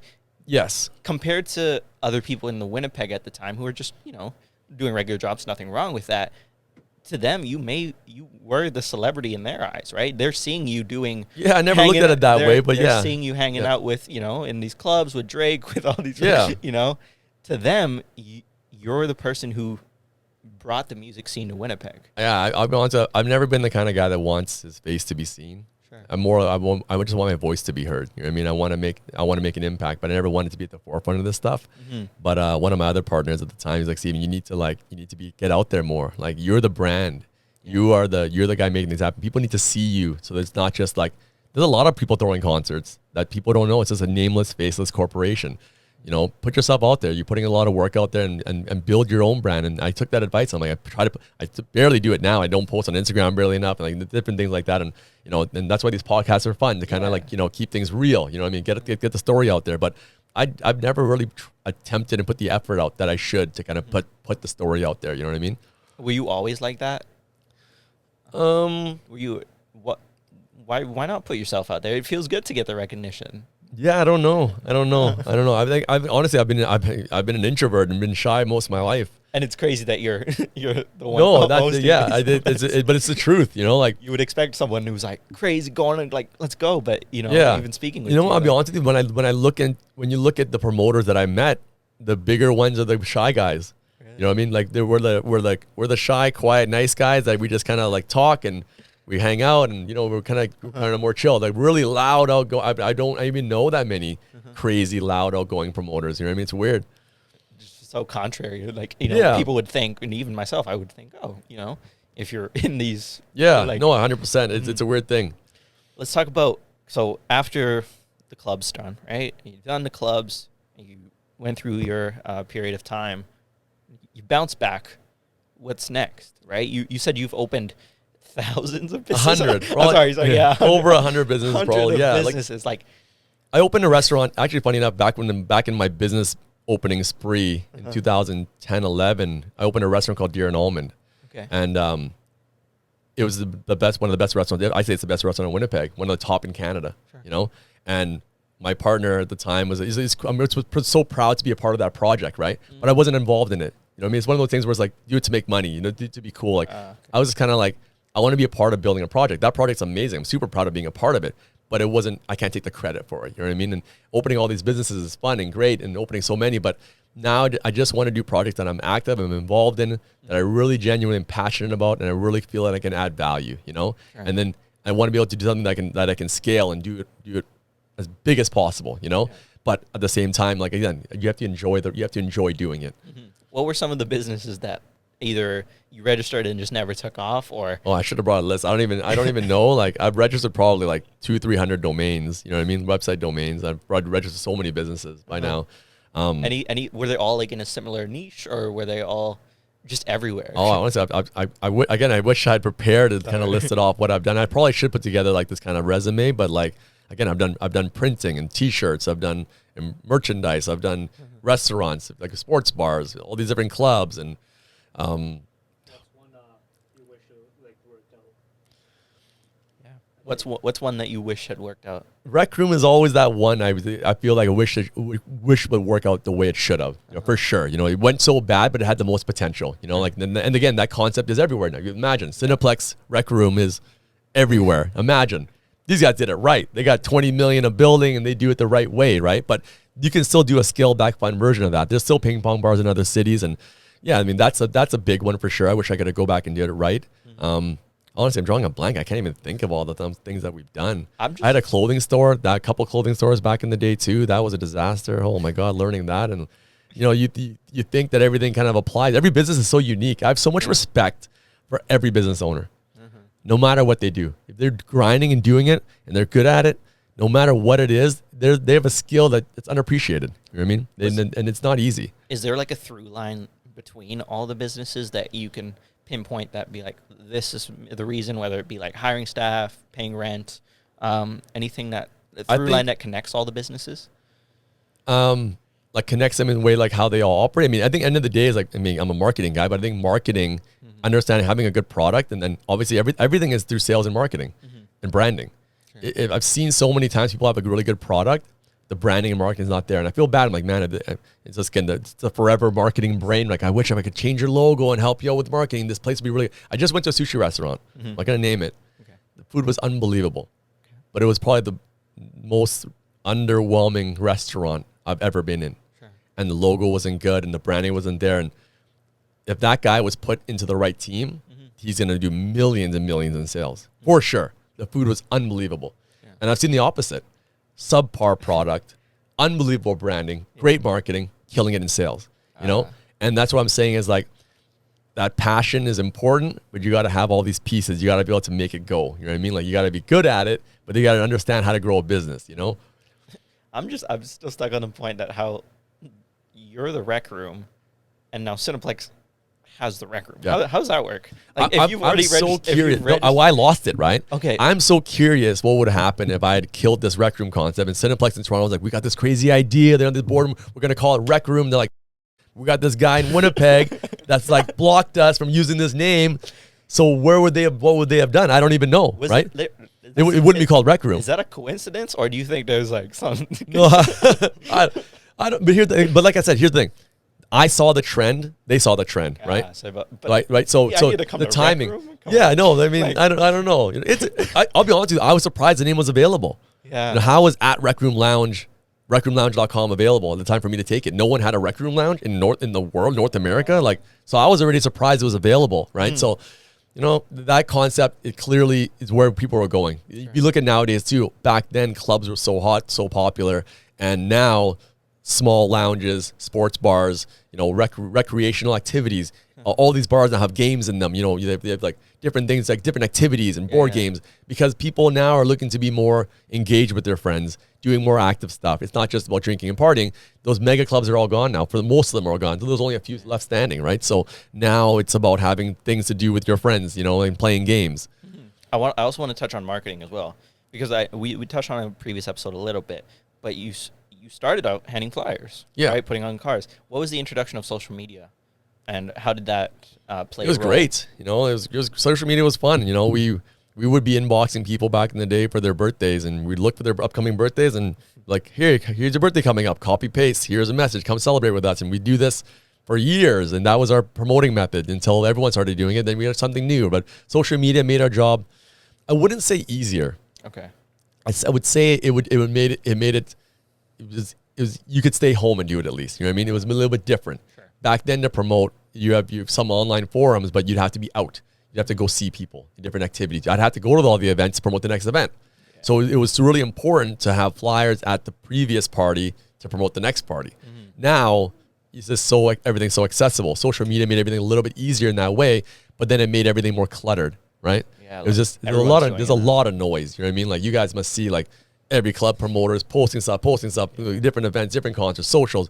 It's overwhelming for most people, and a lot of people actually just tune it out. Mm-hmm. So you still have to find new ways to kind of get their attention, right? You find ways to stand out. You have to stand out, no matter what. No matter what, you have to be able to stand out. Yeah, similar to what you did back then. Like you were like, oh, nobody's doing as many volume of flyers we are. Okay, let's stand out by doing this. Yeah, what can we do differently, right? Yeah. Let's do a bigger flyer. You know, like honestly, there was a certain point where it was getting stupid. If we're doing parties like, well, this guy's got a little flyer. My flyer opens up. My flyer is now is a twofold. My flyer now is this big, and it got like that. My flyers are so big, this is ridiculous. We were like, the bigger flyer, the bigger flyer, because the bigger flyer meant a bigger party, maybe, right? Yeah. We have cooler stuff. So again, that was how we would flex back then. You know, who can have the bigger, crazier flyer? You know, who would burn more money on paper? How much money do you think you'd spend on like just promotion before the event? Every event's different, you know. You want to spend at least 10-20% of your budget into marketing. These are things that you learn now, right? Mm-hmm. But I mean, back then is hard to say. We didn't spend much. It was all print, you know. Back then, all we did was print flyers. So it's just now it's all social media ads, right? Okay. As far as continuing, because I think we talk about Summer Sound as well, because that's my baby. That's your thing. That's my baby. Yeah, that's my baby. Talk about like the inception of Summer Sound. So in 2012 or 2011, I did Steve Aoki at the convention center. Okay. And we just sold out Republic 1,000 people, right? And it was like, holy, we got to do something crazier. Bring Steve Aoki back. Let's do a bigger show. And I'm like, you know what? This is before I would even see many festivals. You know, I'm like, what if we did like Steve Aoki with 2-3 other DJs and made it like a bigger event where it's not just one headline DJ with locals, right? And at the time, we didn't call it a festival. Yeah. So I did the event, Steve Aoki, Hyper Crush, Dev with some local talent, sold out the convention center. It was his biggest show ever at the time in his career. It was 3,000 people, and he was like, "Oh, this is amazing." He couldn't believe it. He was blown away by it, right? From there, I had a really good relationship in Winnipeg, and from there, we formed a really strong relationship. I booked him in Ottawa for his first gig in Ottawa. I was the first promoter to put him on a private jet. You know, like so we did shows all the time together, right? And so the year after that, the Steve Aoki success, I'm like, you know what? Maybe we need to try like an outdoor event, you know? And again, like, you know what? Winnipeg needs an outdoor party, you know? And Winnipeg needs, that's it. So Winnipeg needs an outdoor party, but with multiple DJs. It was like in May or April. And we're like, we should do this party. We'll do it in June. Yeah. What's the name going to be? You know, like Summer of Sound. Like, oh, it sounds cool, right? Name, yeah. It's a pretty good name. I actually saw a flyer for an event online called Sound of Summer. I saw that too. And I'm like, you know what? Too. I'm like, no. I'm like, Summer of Sound sounds much better. We're going to run with that. And the flyers back then, I think they're pretty bad, you know, but I mean, like at the time we thought they were amazing, you know. It's funny how things and styles change, right? Yeah. Whatever. And we put on this event last minute. It's at the Adrenaline Adventures. We find this venue. I lose like a pile of money again. And I'm like, why did I do this? You know what I mean? Like, I just made money on Steve Aoki. Now I just lost this money in this festival, Summer of Sound. But I'm like, you know what? I was so excited about it, the potential of it. And at that same time, if you look back at all the festivals in Canada, all the ones that are happening, very few will go back before 2013. So we were one of the first people doing it just because we knew that was the trend, right? And now there's 2 or 3 outdoor festivals in every city happening at least minimum. You know, it's like Toronto, there's like 10, 20, right? Oh, yeah. But we felt we were onto something. You know, we've been in warehouses for all these years. Then we went into these arenas. Then we went into these clubs. Let's take this party outside. And then that is where now you see all these different events. You know, like this outside is just where it's at. And people have the most fun. It's all day party. And it's just a happy experience, you know. And it's I call it my babies because it's from 2013 of losing money. And then till now, I'm just helping and seeing how it's grown. Yeah. And to be able to create something that I feel that will be a part of the city and its culture for years to come. Absolutely. You know what I mean? And that's something to be very proud of. You know, it's not easy to do. And longevity is difficult. You know, like doing one party, easy. Mm-hmm. Losing money, whatever. You know, making a couple bucks, cool. But to build something over now, it's been 8 times doing it over the past 9 years. Could be lost 2 years of COVID, right? This being the 8th time. It's to keep going, to keep building, to keep growing. It takes a lot of dedication, and you really have to be passionate about it and believe in it, right? So, you know, now we've got tons of sponsors. You know, it's amazing to see people coming out, and sales are the biggest they've been ever for this year. You know, and I'm just so proud of the project. What is it fulfilling? Does it feel extremely good? fulfilling? You know, and the best part of it is like making money is not what fuels me. You know what I mean? I have jobs now that pay my bills that I can keep working at, right? But this project is something that we can build and just keep building and growing, and it's going to become. And it's already. I know it's already something special, but I already see what the plan we have for next year and the year after that. I see where it's growing, and I'm even more excited about it. No, exactly. I mean, I'm not a huge like party goer, but in high school, one of the major events for the summer was Summer of Sound. Like I didn't know much about it, but I know the name was recognizable. And it's like, okay, there's a group of my friends, they go there, they do something. It was similar to like Folk Fest or some of the other. And so it's great to see that like that is a staple, and I truly agree with what you're saying. It's going to be for a while. Yeah, those projects that you have, and Winnipeg has Winnipeg's awesome for summer events. You know, we have Country Fest, we have Folk Fest, we have Super Spike. We have all these different events. They're all in a row. You know what I mean? So it's like a gauntlet of festivals, one after the other. And Summer of Sound is in that mix now. You know what I mean? It's awesome. We need a Coachella. That's what we need. And again, the one of the few things on my bucket list as a promoter to create is a Coachella type event for Manitoba, right? And we were very close to pulling it off. You know, I want to imagine Tiësto with Red Hot Chili Peppers and Snoop Dogg. You know, 3 days. 5 stages, art exhibitions, you know, like 25, 30,000 people. You know, that is the dream. That is the ultimate dream for what I can do in my career. And that is the one thing that I feel that's missing. Will I ever do it? I don't know. You know what I mean? If it happens, great. If not, I won't lose sleep over it. I do believe Manitoba can sustain. I do believe that that's what's missing in the city. Winnipeg needs it, right? But it is something that all of Canada, North America would come to. You know what I mean? We have one of the best Fringe Fests in North America. We have one of the best Folk Fests in North America. Our Country Fest is one of the best. There's no reason why that can't be there. And I know that people can sustain it. I know I can see for myself. I know that it's worked with hip hop events. I've done the EDM events, right? So we know rock works. You know, what's missing. So if there's a $10 million investor out there, you let me know. Hit me up. You give us a couple of years. I hope so, 100%. I'll come right back. That's it. Hell yeah, that's it. 204 Rise Festival, Snoop Dogg. Let's go. I love it. I love the idea of the Winnipeg needs, and I think subconsciously that's what we also did as well. 100%. You know, with this podcast. What do you think's missing now? Like, there's I can make a list as well, but it's like a never-ending list, you know, and that's okay. Yeah. That's always going to be there. That opportunity is always going to be there because everything makes money. You know what I mean? But is it the right time to do it? You know what I mean? I can make a list of things that I'd love to see here, but it just won't work. You know, not yet. You know, not yet or never, because it doesn't fit in the city. You know, and sometimes you can only try to put in that round peg in the square hole for so long, right? But you have to be, you know, honest about it. What's going to work, what's not going to work. But I'm always looking for new ideas. You know, that's how my brain's wired. I can't help myself to like travel to like a city and be like, well, man, we should do this in Winnipeg. I'm like, no, don't do it, Stephen. We don't need it. We don't need it that badly. Why you keep coming back to Winnipeg? Like, why is Winnipeg so deeply rooted within yourself? Because there's people who would see that, like, oh, look, because Toronto done it. Winnipeg has given me so much. Go there. And that's the mentality is like, I do believe, there was a long time where I believed, like, you know what, I'm successful because it's Winnipeg. I do believe, and it's arrogant as this may sound, a lot of the promoters like myself across Canada, if you put us in LA, we would have became EDC and so on. We would have became a bigger promoter. We are, there's a ceiling on what you can grow in your own city, you know? And that's because you're limited with income and people. At the same time though, I feel so blessed with the people that have been here to support me. I don't want to leave that behind. I want that support system. I want to be there. I want to give back, and I want to feel that love forever. Where am I gonna? Again, why would I need to leave? Is it for money? You know what I mean? I'm not driven by money, so why am I leaving? Where am I? To make more friends? I got more friends then I wish I had more time for my friends. I feel guilty. I don't even have the time to put into the friendships that I have. So why would I leave? I'm leaving to try to make more money, to see new things. I can travel. My goal is to make as much money as I can now, take care of my family, be able to travel, and really do as much as I can for Winnipeg until the day I die.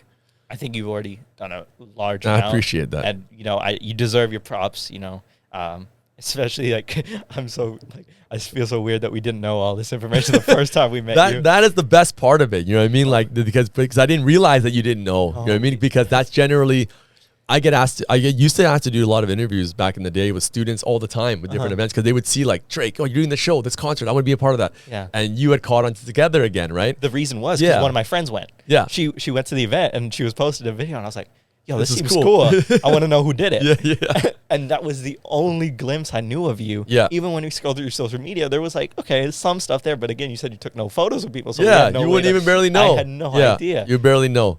And it's funny because I did like a survey, a question on my Instagram a couple days last week.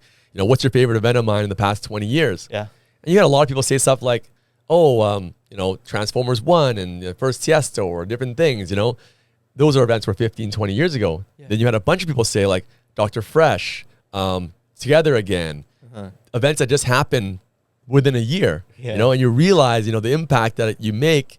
You don't know who people were, people hear from you. You don't know the impact you made. You don't know if they even care about what you did 10 years ago. They're just so happy that you did the event 3 weeks ago, and it's a great feeling. It's nice to know you can touch people and affect people in a positive way, give them good memories, give them a good time, whether it's been 20 years ago or whether it's been last weekend, It's great to see, I even in knowing the history of Winnipeg, being in the space, getting to meet people like you and, they're amazing people in Winnipeg. It's great to see what was, what we don't know, 100%. You weren't born yet. That's why I had no idea, and like you personally, I'm like, oh, I know a lot about Winnipeg, but talking to people like you, I'm like, I don't know anything. There's so much more. Yeah, there's a lot. You know what? These are just useless fun facts. It's kind of cool to see what's been done, and a lot of times it hurts me sometimes when someone's like, you should bring this guy in. I'm like, I brought that guy in 3 years ago. Like, I would love to see Armin. I'm like, I brought Armin in 2010. I lost like 20 grand on that show. I'm not bringing him back, or I wish we saw Steve Aoki. I brought him 7 times here. But, that's the idea. Is like, people don't know they've missed that already, right? But again, it's hard to, no one's going to know everything about it. And I like I said, I find it so fascinating that you guys didn't know. I wasn't offended by it. I thought it was actually awesome. Where do you see the future of Winnipeg? Winnipeg's in an interesting spot right now. What are some trends? What are some things that you see? We're going through this big patio phase right now with beer gardens and different pop-ups, and I kind of jumped on that trend with Spring Hill. It's like Spring Hill Winter Park. I converted that into Spring Hill Park, so like a dog and beer garden in the summertime, and that's kind of the trend because COVID, we couldn't do anything inside, so everyone's kind of doing all the cool stuff outside. That's definitely the trend. We're everywhere. I think games are still hot. Activities, different things, different board games. Going to the bar now and playing board games and playing different games is still it's going to become even more popular, I think. Trends for nightlife. I think small shows. I like doing private events now, smaller parties, and just networking in a different way. I think people want to go to events now, but they want to talk to people. Sure. I think that having the big loud room is okay, but people really want to be able to connect now. Especially after COVID. We want to meet people and really want to meet people. We want to sit and talk, get to know people. And that's where my mindset's at too. Like, I want to just not just meet someone in the club and like, hey, you want a shot, you want a drink, I've had those relations with people for a long time. And I'm happy now if we go to a lounge and I'm promoting a lounge and we can sit down with people, get to know them, have a real conversation, right? I'm just speaking for my friend group. Are we going to see like some of these major artists in Winnipeg? Are we going to see Drake? Are we going to see, Justin Bieber pull up? Are we going to see You got to remember the names you're saying. And the reason why it's cool that I brought these people in is because they're big now. Yeah. There's a lot of names I brought in that didn't make it. They're gone. They're not anywhere now, right? Sure. So it's cool because we brought these guys on the come up. And J. Cole made it. Yeah. Lady Gaga made it, right? Are they coming back though? But the thing is, they come back, it would be nothing to do with myself. It's not based on their tour. These names we use as an example are so big. Like Drake, when Drake does a Drake does a world tour, we're lucky if 3 cities get it. You know, if Lady Gaga does a world tour now, Lady Gaga, we're lucky if she plays 2 Canadian cities, 1 Canadian city to get a stop. So will they come back to Winnipeg? I don't even think that's even something to even look at. I don't think it's possible. You know, What do we need to do? Like, not just you yourself, but like, what does Winnipeg as a city need to do to have that pull that these artists are like, you know what? I actually do want to go there. You know, I'm curious. I don't even have that answer. Jay-Z, Beyonce did their On the Run tour, I think it was called, right? And they played at the stadium. Yeah. Why did Winnipeg get that and not Edmonton? Why didn't, another city? They didn't play every city in Canada. But there's a science behind it with touring, and they know for a fact when they play Toronto, how many people from Winnipeg fly to Toronto. They know when we fly to Edmonton, they know all these numbers, right? So they don't need to come here. If we're flying out there, they're not going to come. We need to make it. We need to do something as a This city. is why 204 Rise Festival needs to happen, and then you can bring these guys in yourself. You know what I mean? I love the way you're talking, Steve. I love the way you talk. We definitely got to make that happen. Yeah, we got to get bigger. We got to put some fuel behind it. I mean, the concert promotions is a massive business, massive business, and clearly it makes money. Concerts make money. Festivals make money. Yeah. You know, but they got to be managed properly, and the marketing's got to be on point, and budgets, and I'll be honest with you, when you bring in acts like Lady Gaga or Justin Timberlake, these big names, Justin Bieber, you don't make money on these shows, big money, because they're already big. They make the money, right? Yeah, but I just want to bring them. You want to bring them in, just to say, yo, they came to Winnipeg. Those are famous last words. So it's fun to do that. 100%. You want to be the brand that does it, and if you want to do that, I find that you sponsor the event, be a part of it. There's a lot of ways to do it. To be able to even get that booking is very difficult. But yeah, I hope we can get more names coming through. I think we're definitely lacking, and I don't know, it's because I stopped doing those medium-sized shows, but we're lacking a lot of smaller shows. Like that's why it's cool to see the shows that are happening at the Burton Cummings, at the Exchange Event Center, at Park Theater. These are cool venues trying to do cool stuff, and people are gonna realize, if you want to see more stuff, more shows, you got to buy more tickets. Yeah, and it's like you actually can't be like, I need to see this artist. You need to see support all the artists that are similar to that artist. Yeah. And that's how you create a new culture and create, if the promoter sees that people are supporting this kind of music, they're just going to bring more of it, and getting a free ticket from a promoter is cool. But if you had to get a free ticket from a promoter, it means that guy's not making as much money. He's not inclined to keep bringing back that show. But if everyone's buying tickets, it's going to motivate that promoter to bring more of that show. You know what I mean? And that's just, it's hard for people fully understand that. Because I'm not fully motivated by money. But if the show support is not there, why would we bring them back or another act like that, right? And it builds like reputation, and then people are, 100%. Hey, more listen, likely to come back. if Stephen Hua is not bringing EDM shows, Tiësto's agent doesn't call, right? So there has to be support. There has to be someone pushing it, someone believing it. So if you want to see Drake, all the hip hop shows have to crush it here. They all have to do well, right? And then maybe they say, listen, wow, the hip hop community in Winnipeg is crazy. The support system is crazy. We have to play there. We see DJs message us like, we really want to play Winnipeg. Your scene looks so live right now. We want to come there. They see this stuff. Not saying that it applies to Drake, but and the artist smaller than that, right? So, but again, it's about momentum, right? It's about creating that culture, creating that momentum, and people wanting to be here. It starts from the small guy. It starts from the small event, I think the mindset that you had, or you still have, was like, if nobody's gonna do it, like, I'm gonna do it. That's it. I'm gonna be the reason. And I think that's a very, very good mindset to have, and I think I would like to think we fall somewhat under that mindset. Too much complaining. Well. Yeah, just too much do it. complaining. Just do it. And just try to do it. And if you can't do it, support it. Not everyone's gonna want to risk $100,000 to do a show or open a venue, whatever it's gonna be. But like thinking about something, complaining about something, you're not a part of the solution. Exactly. You're actually creating the problem that you dislike. You're actually perpetuating it and amplifying it. And your negativity breeds negativity. But if you just pick the positives, what you like, you're gonna get more of that in the city. It's crazy.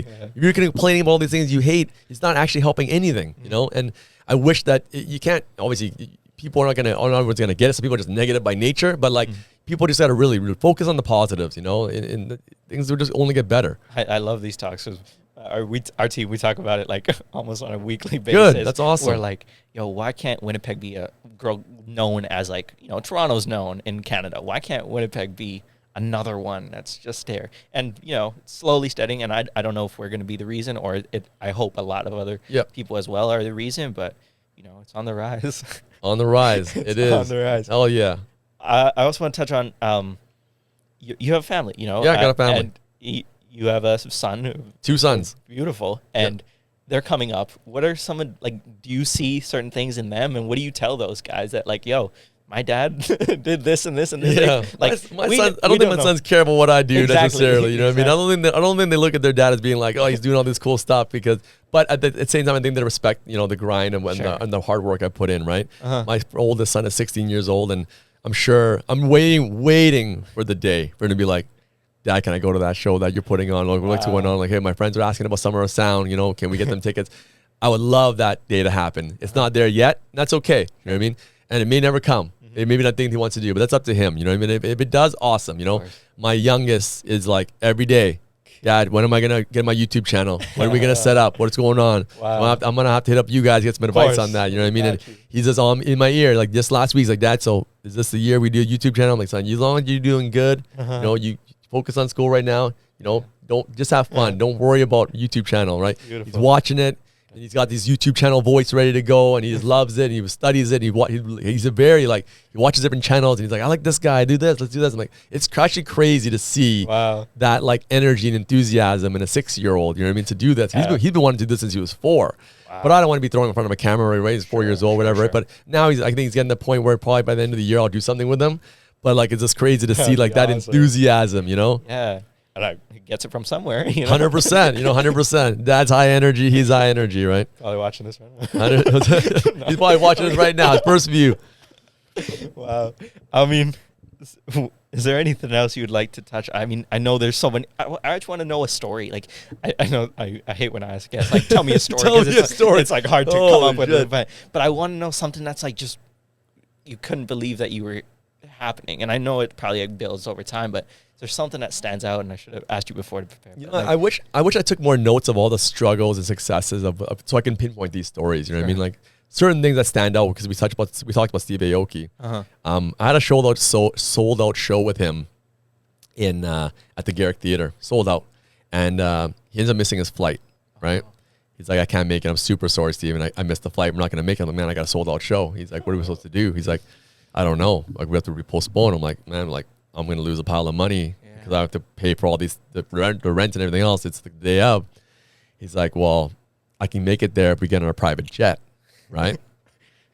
I'm like, okay, so what does that cost, right? Yeah. And at the time, it was like $6,000 one way, or whatever it is to get there. But you can't fly one way because the jet's got to fly back, right? You got to pay for the crew, right? We got to pay for the crew to go there and back. Because the jet's not going to park it in Winnipeg and stay. So I'm like, Steve, if I pay for this jet, like, there's no profit on the show. I make nothing. I'm not making $100,000 on the show. I'm making $5,000. The jet costs $5,000. So I pay the $5,000 because as a promoter, it's more important for me to make sure everyone has a good time. I don't want to disappoint 1,000 people. I make it happen, right? And I wish people really understood that there's sacrifices being made, not just for me, but a lot of promoters. You know, we want to make things happen. You know, and we made sure the show went on. And there's countless instances in events where they should have been canceled. Or one of my staff or someone comes through and does something and the stage was the power went out and someone got a backup generator no one knew or was going to cancel, or like the flight was missed and someone had to get a work permit through the line, call in the city back, you know, contacts to make something happen for an immigration issue. Like, hey, we're going to deport your DJ, but we have to call some contacts that we have to make sure that they can stay. Like, or this tour is going to get canceled because this paperwork wasn't done on time. There's just so much stuff that goes behind the scenes, and I wish I documented a lot of it, but because it always works out, you know, and it's just like, not to say that all life always works out, because for a long time it didn't, you know, and it's just crazy the amount of work that goes in, and sometimes you need luck, you need a good team, and for things to happen. I wish people could see like how it's never that easy, you know what I mean? And sometimes people may take it for granted, like, oh, this guy's doing this party, has a great life, and it's so easy, he's making money, but no, it's not easy. And sometimes it's not a great life, and sometimes there is no money. You know what I mean? And I'm not looking for any sympathy in any way, because I said I'm blessed. I love my life. I love everything, all the ups and downs, and I appreciate them. But I wish people could kind of go through it and see it. You know what I mean? Sometimes people plan like a wedding social, like, man, Steven, this is so stressful, this wedding social. I'm like, bro, you just sell 300 tickets to your friends. You can't even lose money. You know what I mean? It's stressful because everyone takes stress differently. I wish everyone had to go through that kind of like go through the experience, go through the pressure of what it is, you know, like, but it's a different kind of stress, you know what I mean? Maybe I'm just kind of used to it, but like, it's just crazy. You know, like, I think the next thing for you is a book. You got to write a book. I would love to read your book. I will, no, I hear that a lot from people. I will either be extremely successful in wealth or I will go dead broke. At that time, I will write that book. Nice. At the time then, because it will be a story of how someone did so much and just ended up with completely nothing. And that's okay. If that's how it works, Yeah. that's the story. And people need to learn the story of what broke me, what went wrong. How can I help the next entrepreneur not make the same mistake? Mm-hmm. I feel like there's too many positive podcasts and influencers. Mm-hmm. There's not enough people telling the negative stuff. Of course. It's always about like, if you work hard, you can do this. Like, no, you know what? Sometimes you work hard and it happens, you're going to go broke. Yeah. It's the reality. You know what I mean? Like, there needs to be more of the reality. There needs to be more of like the truth and the ugliness of like the losses. Mm-hmm. And then from there, you're like, then I should decide, should I try this? Because I now have seen both sides. Yeah. But it's always been like, if you work hard, your dreams will come true. I've made it. You know what I mean? Like, I made it. I'm the NBA. I'm the actor. I'm the famous guy. There's a million others that didn't make it. Yeah. And their stories to me are actually more interesting than the ones that made it. Mm-hmm. Because like you, at the end of the day, it's like, yes, hard work, luck, all these things are, and talent all work. But why did the other guys not make it? You know, and what happened with them? If we spend more time listening to people that lost, we would all gain a lot more knowledge. Yeah. Listen to the guy that lost money in his business. What happened? Where did he go wrong? You know, like that's a collection of stuff that I want to put together. Yeah. Talking to the entrepreneurs that didn't make it, that went broke, that had it and lost it. That's the lessons that you really want to hear. But all the books are written for the guys that all made it, right? So, no, I agree with that too. Because like sometimes, you know, I'll listen to motivational speeches, and I go, just work hard, grind, and we glorify like the people at the top. Yeah. Well, because you want to aspire to be like them. But I think by telling these stories, the people who are in those stages, like throughout, like let's say someone just starting out, like, and they're in a similar, you said the path's pretty similar. Yeah.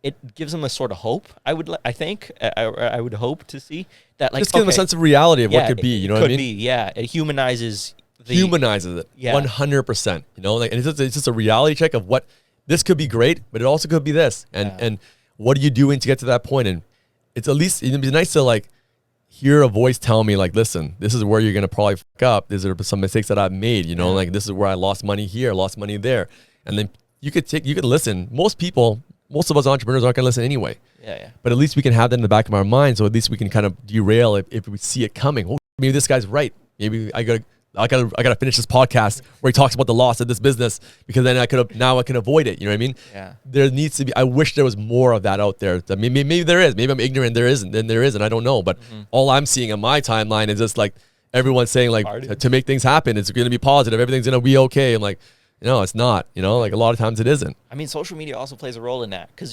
it's a highlight reel. Yeah. Nobody wants to sit in front of a camera and be like, this is where I messed up. But that's what I want to do. Yeah. Right? Like, that's what I want to do. I actually believe like that's where in time, even if I become extremely wealthy and successful, my podcast or my story will be just a bunch of failures. I love that. That's it. Because I opened 100 businesses. I'm only running like 1 or 2 now. So clearly 98 didn't work. You know, I'm like, or didn't last. You know what I mean? Yeah.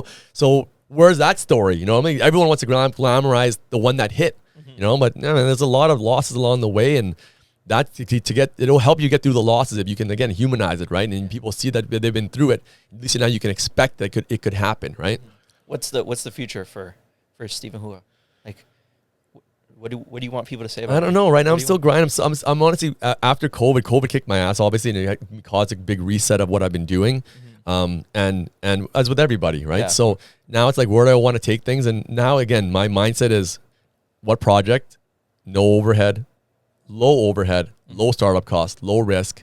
I don't want to jeopardize my family's money, my friends' money. I don't want to take out investors. I want to keep things low key. How can I utilize my skill set, my network, you know, my ideas, and help other businesses grow while also making money for myself? That's what I want to do now, right? So it's more of a consulting a headspace. Yeah.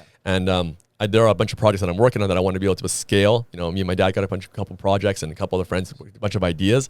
So now it's a matter of just putting them in place, but I'm not in a rush anymore. You know, I'll be honest with you, like now, instead of doing all 20 things at once, I'm doing only 5 things at once. And I'm not even like doing the 5 things at once. I'm prioritizing them now in certain ways so that it makes a lot more sense now, you know?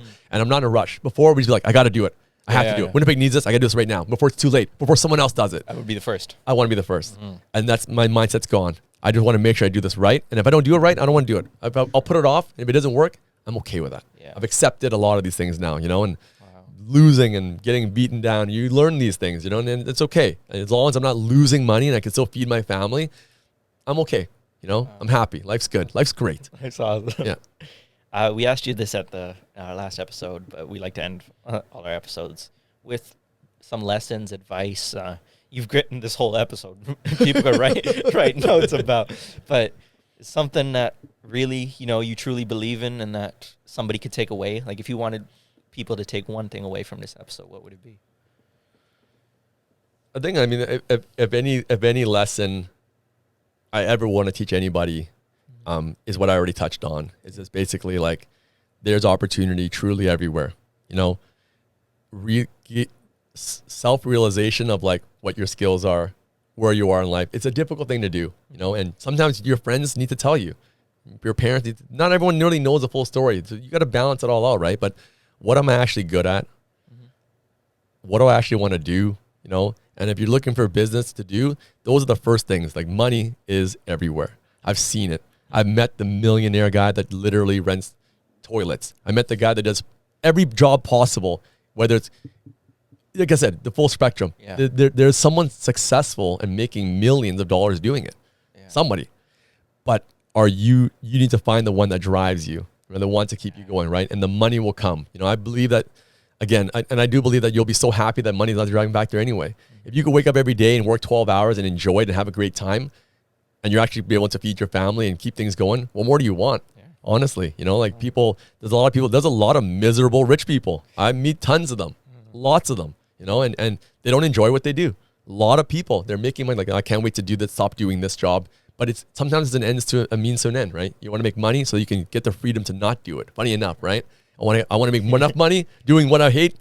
But that's the thing, though. And that's why I say, like, a lot of these overly positive things, like chase your dream, do whatever makes you happy. No, you can't always do that. Yeah. You got to do what you're good at, even if it don't make you happy, because it's going to pay your bills and it may build your dreams. You can't just be like sunshine and rainbows and this way. Just do what makes you happy and you'll be okay. No, you're going to be in the street. You got to be able to accept and realize, what you're actually good at and what you really, really want to do for the rest of your life. Wow.